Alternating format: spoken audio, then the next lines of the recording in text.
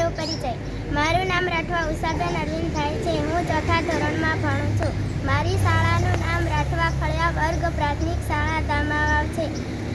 હું એક સરસ મજાની વાર્તા કહું છું, તો આપ સૌ શાંતિથી સાંભળજો.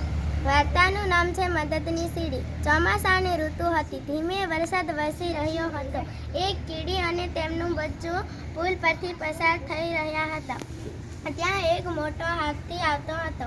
હાથીને જોઈ કીડીનું બચ્ચું તો ગભરાઈ ગયું ને બોલ્યું, મામા જુઓ ને, પેલા હાથી દાદા કેવા મજાથી ચાલી આવે છે. કદાચ આપણને કચડી નાખશે તો, એમ કહ્યું. કીડી બોલી, ના ના, હાથી દાદા તો દયાળુ છે, એ આપણને નહીં કચડે, એમ કહ્યું. હાથીએ આમ વાત કરતા કરતા હાથી નજીક આવી ગયો અને કીડી બોલી, હાથી દાદા જરા જોઈને ચાલજો, અમને કચડી ન નાખતા, એમ કહ્યું. હાથી દાદા તો આગળ સુધી પહોંચી ગયો. આ જોઈ કીડીનું બચ્ચું બોલ્યું, હાથી દાદા આજે તમે અમારો જીવ બચાવ્યો. કોઈ દિવસ અમારું કામ પડે તો અમને જરૂર યાદ કરજો, એમ કહ્યું. પછી કીડી અને તેમનું બચ્ચું ઘરે પહોંચ્યા. હાથી તો પુલ પરથી પસાર થઈ રહ્યો હતો.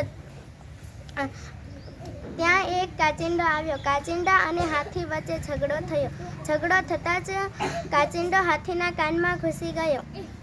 હાથી બેભાન થઈને પુલ પર પડી ગયો. એ વાત ખબર પડતા કીડીઓને જરા પણ વાર ન લાગી. એમને બધી કીડીઓને સાથે લઈ હાથી પાસે પહોંચી અને બધી કીડીઓ કાનમાં ઘૂસી ગઈ અને કાચિંડાને બહાર કાઢ્યું. એક કીડી બોલી, 1 2 3 4, કાઢ્યો બહાર. કોને કાઢ્યો બહાર? કાચિંડાને કાઢ્યો બહાર, એમ કહ્યું.